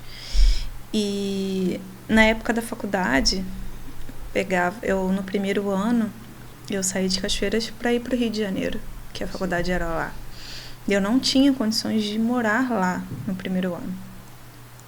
Então, eu saía daqui, no ônibus de 3h15 da manhã, pegava o Itaboraí para a Central, da Central para o Recreio. Chegava na faculdade em torno de 7h30, 8 horas, quando o trânsito estava bom. E aí eu saía, dependendo, né, da semana, do dia, né, da semana, em torno de 5, 6, 7 horas da noite. E aí eu fazia o mesmo percurso, só que ao contrário. Eu vinha da Barra, né, do Recreio para a Central, então eu pegava o ônibus, na época era 315, lotado. E às vezes pegar dia de chuva... Pegar tudo, né? Pega tudo, até o que você não quer pegar, você pega. E aí Aí eu pegava, né, esse ônibus da Barra para a Central, da Central já chegava à noite lá, perigosíssimo, né? Então, assim, eu era uma garota de Cachoeiras de Macacu, que foi para a Central, mundo diferente. Então, você tem que estar olhando para todos os lados a todo momento. E chegava em casa muito tarde também, né? Chegava em casa em torno de 10, 11 horas da noite. Para sair no outro dia... Para sair 3h15 da manhã novamente. Eu acordava 2 horas da manhã. Às vezes, em prova, né, período de prova, eu ia estudando no ônibus. Tanto que no primeiro ano da minha faculdade, né, eu não fui das melhores alunas. Eu tirava a nota que tinha que tirar porque eu não conseguia estudar. Porque até mesmo nos finais de semana eu precisava ficar com a minha irmã para minha mãe trabalhar. Então, assim, eu não conseguia. O meu corpo, fisiologicamente, não conseguia responder. Então, eu chegava muito cansada. Eu pegava 4 horas de viagem. E, às vezes, eu dormia estudando. Sim. Eu comia dentro do ônibus. A minha vida era ali. Durante quanto tempo? Durante um ano e meio, mais ou menos. Quando isso passa, deve dar um alívio muito grande. E assim, quando você está dentro do ônibus, quando você vê certo tipo de situações, eu falava assim, não, eu não vou passar por isso a minha vida toda.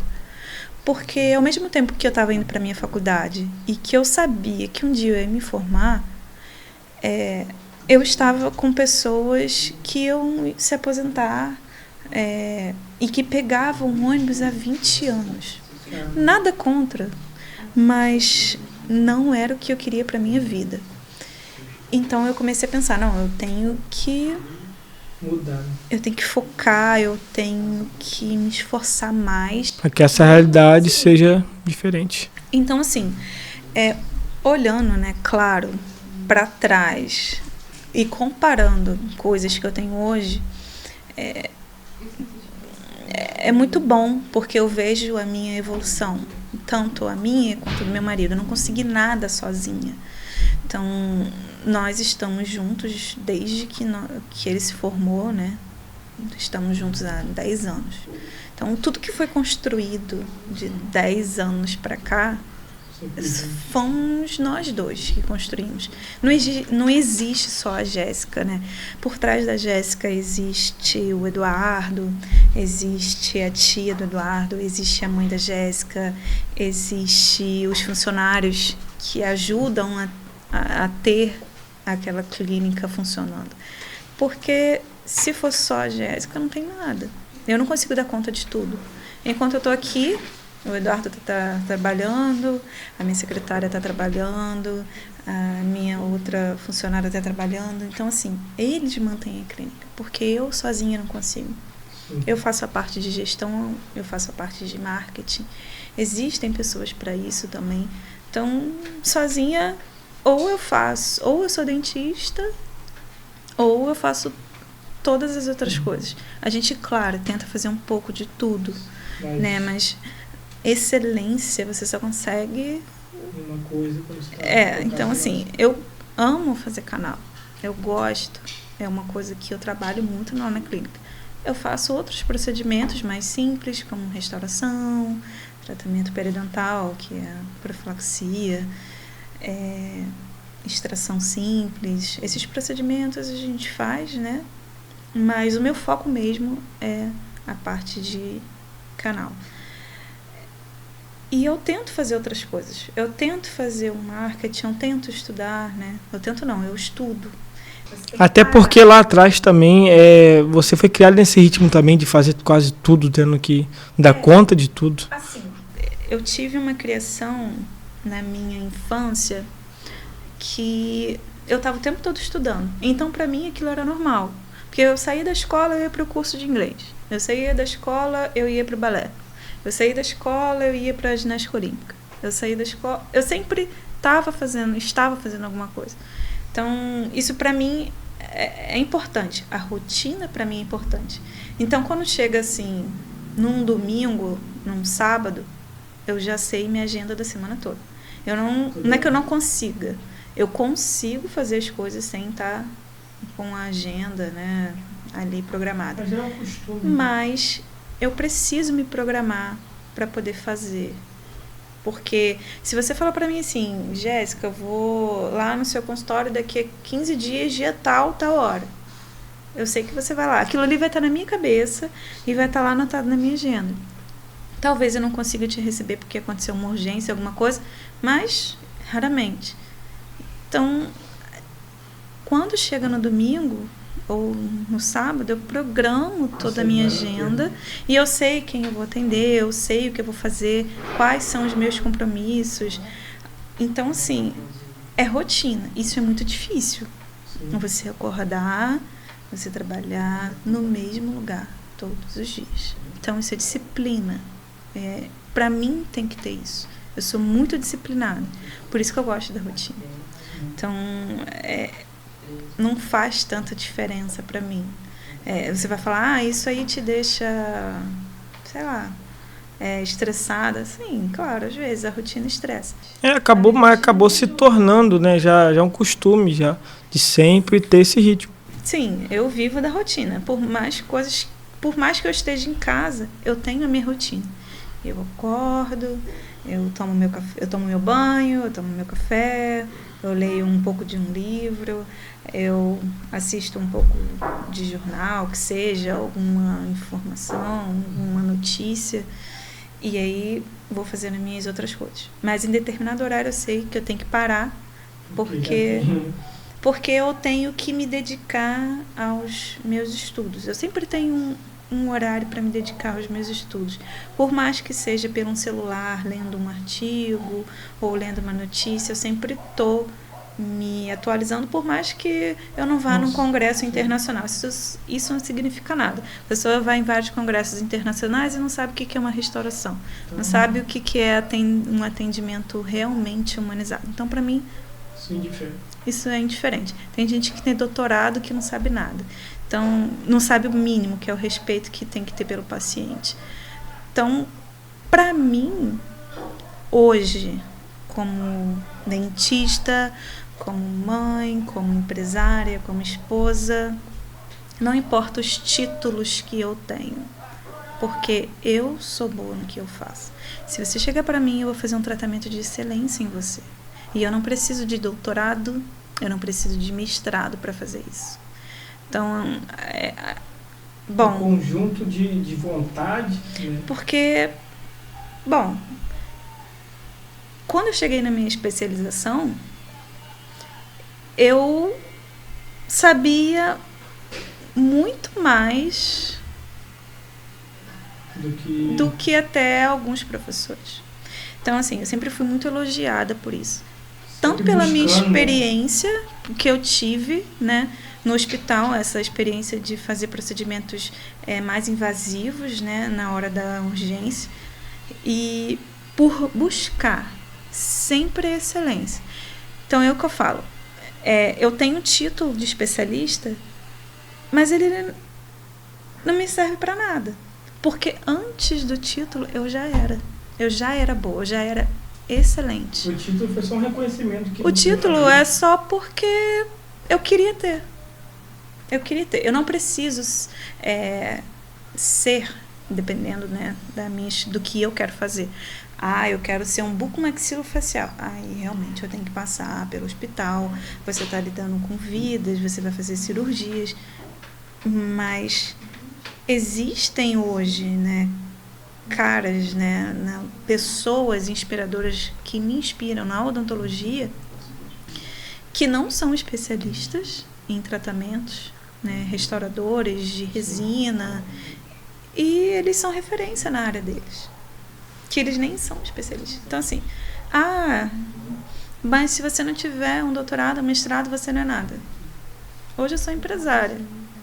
Então, assim, o que eu tenho que aprender? Administração, gestão, marketing.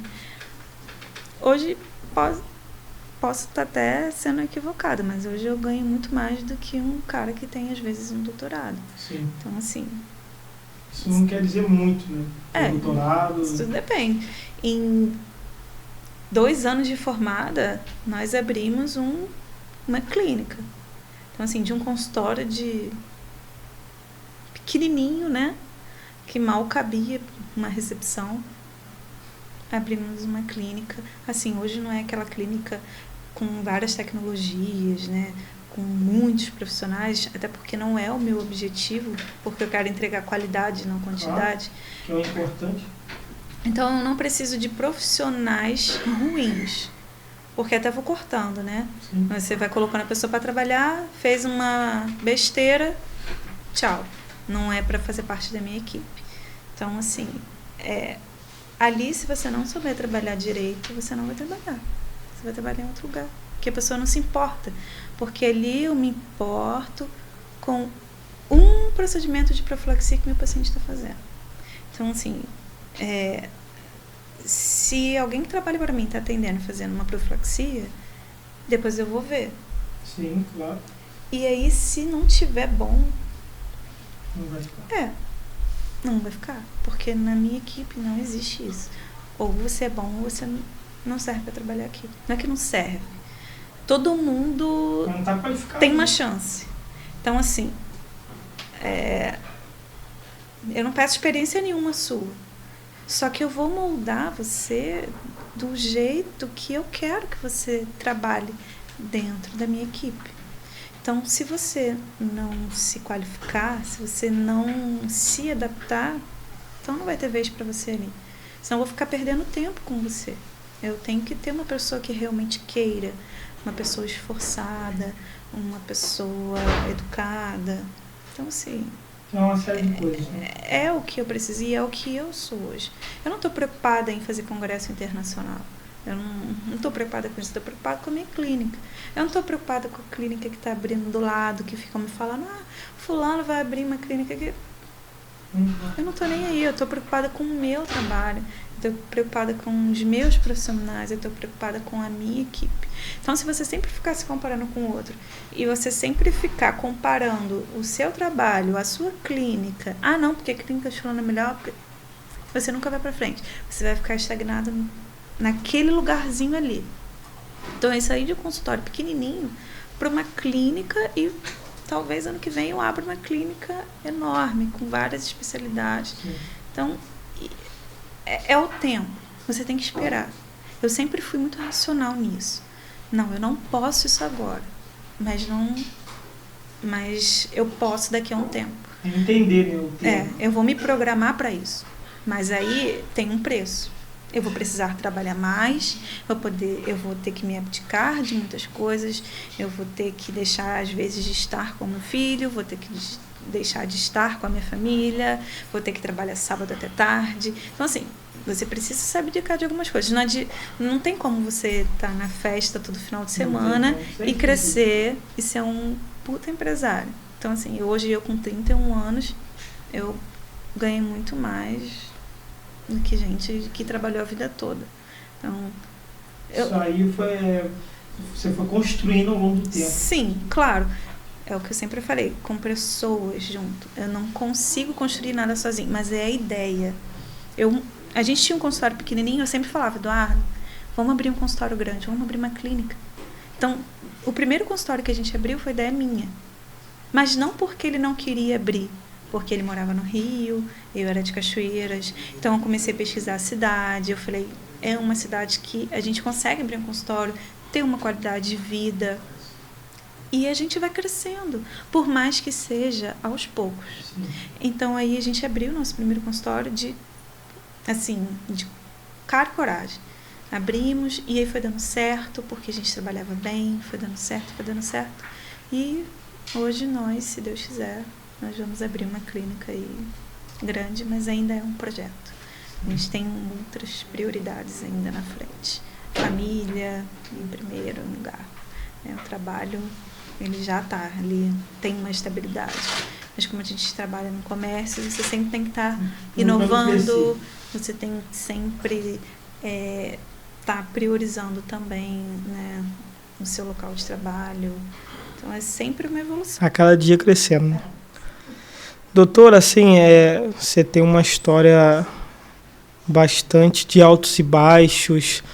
Você foi assim, uma pessoa muito guerreira. Talvez se fosse outras pessoas no seu lugar, talvez não teriam chegado, né, até onde você chegou, né, mesmo nova ainda, né, mas isso foi fruto de muitas coisas, de muita vontade, de muita coragem de lutar, de ir para a guerra mesmo, né, e isso aí, tudo que você conquistou foi fruto, né, do seu trabalho, do seu esforço. Assim, eu fico muito feliz em poder dizer que eu sou seu amigo, né, eu sou seu paciente também, né, eu conheço o seu trabalho, conheço a profissional que é a Jéssica, né, a calma que passa para as pessoas que estão sendo atendidas ali, né, também é patrocinadora aqui do programa também, né. É um prazer te receber aqui. Eu espero que tenha o ano que vem uma parte 2, já mostrando já os seus novos projetos concluídos, se Deus quiser, sua nova clínica, poder mostrar para as pessoas, ver que você galgou, né, vários lugares, por mais que seja difícil, né, por ter que abdicar de questões de família, de filho, mas você se esforçou e conquistou, né. Também te agradecer, né, por estar aqui nesse programa aqui, né. Eu queria pedir para você também deixar as considerações finais e um recado aí, pessoal que também está escutando um pouco do nosso podcast. Então, nunca nada foi fácil e talvez daqui para frente não seja também. Mas lá atrás, a Jéssica, que começou a faculdade de odontologia, que morava com a mãe e que não tinha porta no quarto e que não tinha janela, ela olhava para aquilo e pensava, não, essa não é a minha vida. Eu não nasci para viver assim. Eu quero algo melhor para mim. Eu não penso em ter uma vida luxuosa, não penso em comprar um carro de 1 milhão, mas eu quero ter uma casa boa, eu quero poder viajar, eu quero poder conhecer o mundo, eu quero poder ajudar outras pessoas através do que eu conquistei, digo financeiramente. Porque hoje eu olho lá para trás e vejo que quando chovia, eu tinha que fechar a cortina do meu quarto e puxar a minha cama porque chovia dentro do meu quarto. E aí chovia dentro da minha cama, porque minha mãe não tinha dinheiro para colocar um vidro na minha janela. Eu tinha, no meu quarto, eu dormia debaixo da escada, né? E eu só podia ter uma cama e um guarda-roupa de 2 portas, que eu comprei depois que eu comecei os estágios, comecei a trabalhar. E aí eu comprei depois com a ajuda também do Eduardo, porque eu não consegui comprar sozinha, então ele me ajudou. E no meu quarto era um lençol na porta, né? Como se fosse uma porta. E aí depois de um tempo eu consegui comprar uma porta que na época foi R$100 e que pra mim era caro, porque o que eu ia tirar dali eu ia tirar da minha passagem, da minha alimentação. Sim. Então eu passei por muitas situações que eu entrava no ônibus e assim, literalmente eu chorava, porque eu não aguentava mais e queria desistir. Mas eu falei, não, eu sei que vai valer tudo a pena. Porque é cansativo, é estressante, é difícil. Sim. Porque chega um momento que você começa a pensar, caramba, não vai dar certo. E quando eu comecei a trabalhar em clínica popular e me destacar das outras pessoas, digo, de não me acomodar, de entrar na clínica e falar assim, não, é só mais um dia, menos um dia trabalhando por uma pessoa. Sim. Porque eu não quero passar a minha vida trabalhando para alguém. Eu quero trabalhar para mim, eu quero ter a minha empresa, eu quero que tudo seja do meu jeito. Não porque o do outro era ruim, mas porque muitas coisas eu não concordava. Então, é o que eu falo. Às vezes vai ser difícil, a maioria das vezes vai ser difícil. Você vai precisar se abdicar de algumas coisas, a não ser que você seja de uma família rica e que você tenha um suporte que te ajude. Isso é muito bom, não é algo ruim. Sim. Eu não tive porque minha família era muito humilde. Então, se eu tivesse suporte, todo esse processo da minha evolução, tanto profissional, como pessoal, como espiritual também, seria melhor. Porque eu não passaria por tantas coisas ruins que eu passei. Mas essas coisas ruins me fizeram crescer muito, me fizeram ser forte. Então, assim, hoje, se eu tiver que trabalhar até 11 horas da noite, eu vou trabalhar. E eu vou ter certeza de que o meu marido ou de que alguém está com o meu filho dando suporte para ele. Porque desde cedo eu ensinei para o meu filho que a mãe dele tem que trabalhar. E não porque eu tenho filho para deixar as outras pessoas criarem e aquela coisa, não, a avó cria, a tia cria. Não, não é assim. Eu separo um tempo da minha agenda, né, que eu falo assim, a minha agenda que é o meu dia, que eu vou estar com os meus pacientes e que eu vou estar com o meu filho.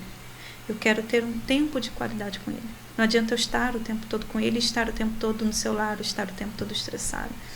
Então, é um momento que agora eu preciso trabalhar. Por isso que você falou, às vezes eu vejo que seu filho está na clínica, é porque não tem ninguém para ficar com ele e eu vou trabalhar até tarde, o Eduardo ainda está trabalhando, e eu preciso trazê-lo porque ele vai ficar lá comigo até eu terminar o meu paciente. Aí algumas pessoas falam, você vai desmarca o paciente, não deu para ter. Não é, a vida não é assim, é responsabilidade. Eu tenho responsabilidade com o outro. A outra pessoa abdicou de muitas outras coisas para estar ali. Às vezes de uma condução, né, que ela veio de longe, de um dia de trabalho, de um dia com a família. Então, eu valorizo o tempo do meu paciente. Então, por isso que, assim, em torno disso tudo é muita responsabilidade, né? Você tem que ter muita disciplina, você tem que se abdicar de muitas coisas e ser um empresário hoje é muito difícil. Mas também é muito bom. Porque tem os pontos negativos e os pontos positivos. Não tem como você ser dois. Então, assim, não tem como eu estar aqui e estar com meu filho ao mesmo tempo. Então, enquanto eu estou aqui conversando com você, eu estou deixando de assistir e de ver a evolução, talvez, de alguma coisa do meu filho, ou da minha família, ou da minha clínica. mas eu preciso me abdicar daquilo para poder estar aqui hoje. Porque isso daqui também é um crescimento para mim. É um crescimento profissional, é um crescimento pessoal. Então, a gente vai crescendo assim. Então, foi isso que, através das dificuldades, eu aprendi.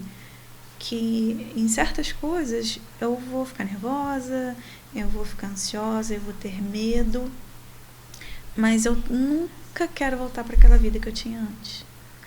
Então, essa determinação que tem te feito crescer. O que eu penso que não é nem motivação, é medo. E aquele medo, ele não tá assim muito específico. É aquele medo de que você vai voltar para aquilo que você tinha antes. E que você vai perder aquilo que você tem hoje. E talvez essa seja a minha maior motivação no momento. O meu filho, a minha família. E esse medo. O medo, às vezes, faz coisas que a gente acha que não faz. Ele faz crescer. Foi isso que ele me fez. Ele me motiva todos os dias.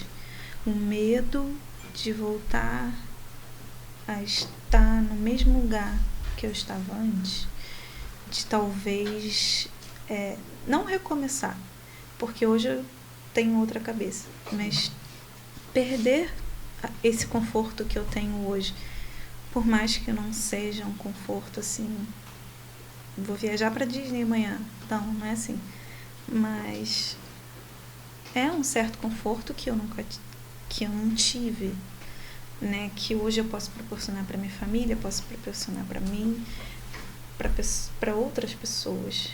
Então isso é muito bom.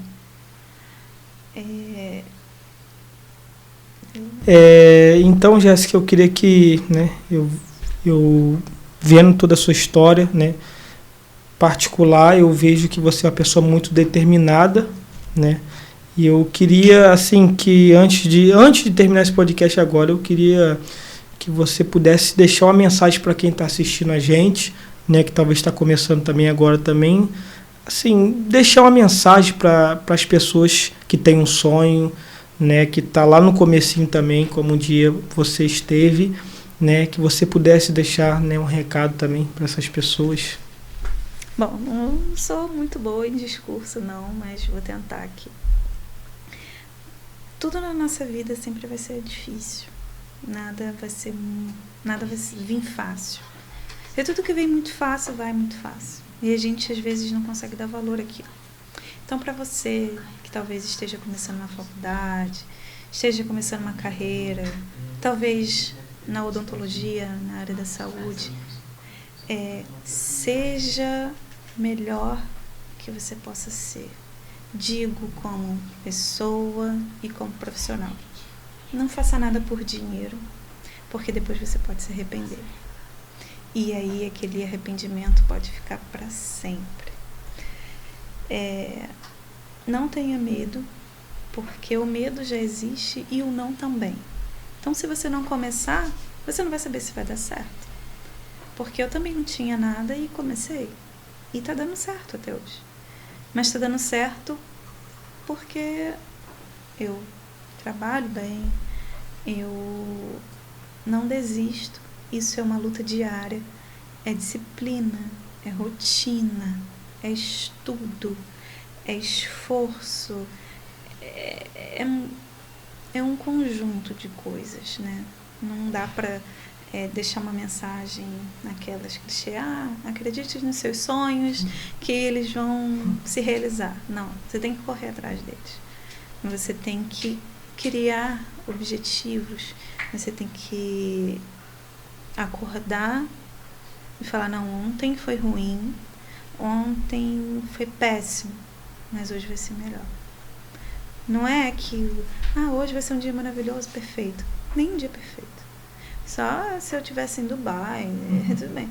Mas, a partir do momento que você quer e que você sonha e que você sabe que você é capaz de fazer aquilo, faça.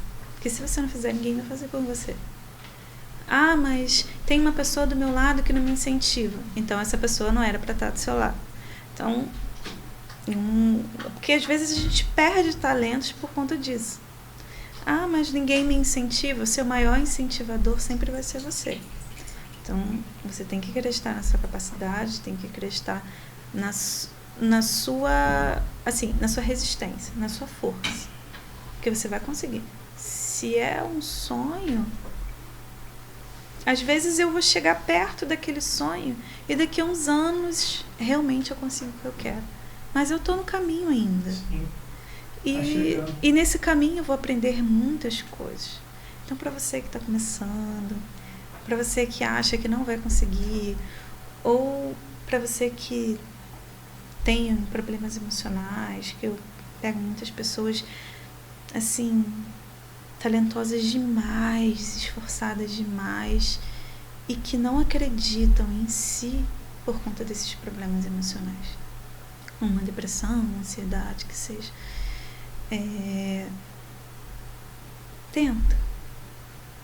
Tenta ser mais forte que o seu medo, tenta ser mais forte que o seu trauma. Pensa como que você quer estar daqui a 5, daqui a 10 anos. Se realmente é ali naquele lugar que você quer estar. Naquela casa, naquele trabalho, naquela rotina, nessa cidade, se realmente é aqui que você quer ficar. Porque quando eu comecei lá atrás, pegando um 315 lotado, indo para Central do Brasil, eu queria ter o meu próprio negócio. Mas antes eu sabia que eu teria que trabalhar muito e me abdicar praticamente da minha juventude para ter o que eu tenho hoje. Então, os sonhos, eles existem, mas eles não caem do céu, eles não acontecem com estalar de dedos. Você tem que correr atrás. É tudo uma busca. Você tem que mudar. Se você quer realmente aquilo, você tem que mudar, você tem que persistir. E você também tem que botar na balança, né? Se realmente aquele sonho vale muito mais, né? Do que se abdicar de festas, do que se abdicar da sua vida social, né? Não digo total. Uma boa parte dela. Provavelmente você vai se abdicar. Para quem começa do zero, é assim.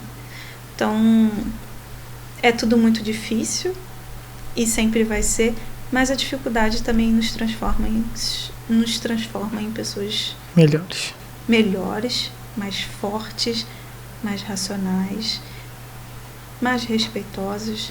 A gente começa a entender os valores, os princípios da vida e a respeitar o próximo, né?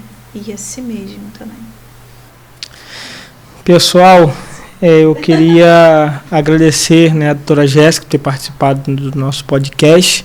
Queria convidar você, né, a se inscrever aí no nosso canal, a curtir, né, a compartilhar, e em breve vai ter uma parte 2 com a doutora Jéssica para vocês saberem um pouquinho mais da história dela. E esse foi mais um podcast. Obrigado a todo mundo que esteve até agora assistindo a gente. Espero que essa história inspire você também de alguma forma, tá? Meu forte abraço e até uma próxima. Acho que ficou legal. Fala, pessoal, passando aqui, ó, momento patrocinador. Eu queria agradecer o pessoal aí que está apoiando a gente aí nesse início de caminhada aí, o pessoal que está pagando nossas dívidas aí, que está fortalecendo aí a nossa caminhada aí. Eu queria agradecer primeiramente a doutora Jéssica, né, especialista em canais, já teve mais de 2.000 atendimentos aqui em Cachoeiras, e eu, inclusive, eu sou paciente dela, então eu queria super indicar ela, doutora Jéssica. Vai ter na descrição aí o contato dela, o link aí, para você também entrar em contato com ela, agendar a sua consulta, e você não vai se arrepender, tá? Você vai sair com seu sorriso muito mais bonito. Quero agradecer também a esquadria AS Temper, do meu amigo Alan, é uma pessoa que trabalha muitos anos com isso. Você precisa botar um blindex na sua casa, está precisando de uma porta, uma janela, eu super indico o Alan. É um cara muito responsável, um cara muito pontual, então vamos deixar também o contato dele aí, né? O link aí na descrição aí, entrar em contato com ele no Instagram, mandar uma mensagem, fazer já o seu orçamento com ele Eu acredito que você não vai se arrepender, que é um cara muito pontual. Eu super indico o Alan. Eu quero agradecer também o meu mais novo parceiro, essa parceria que eu estou amando, é uma coisa de alta qualidade. Estou trajado, camisa do Algoz, MB Modas, os melhores looks, as melhores camisas polo que eu já vi em Cachoeiras, na MB Modas. Tem acessórios para mulheres, tem acessórios para crianças agora, com público infantil também. Então você que quer ficar bonito, também para uma sexta-feira, né? Para uma festa, para uma social, algo mais casual, MB Modas, você já sabe. Pessoal, você que quer ser parceiro desse podcast, desse projeto, ainda mais que eu que estou aqui de frente, que estou no comando aqui, sei que as coisas vão fluir, porque eu sou um cara assim, meio triste, para quem me conhece, né? Você pode entrar em contato comigo aí, que a gente vai estar fechando uma parceria bacana com a sua empresa, com o seu comércio. Você quiser fazer algum apoio, entre em contato comigo e vamos junto. Minha ideia é deixar você milionário.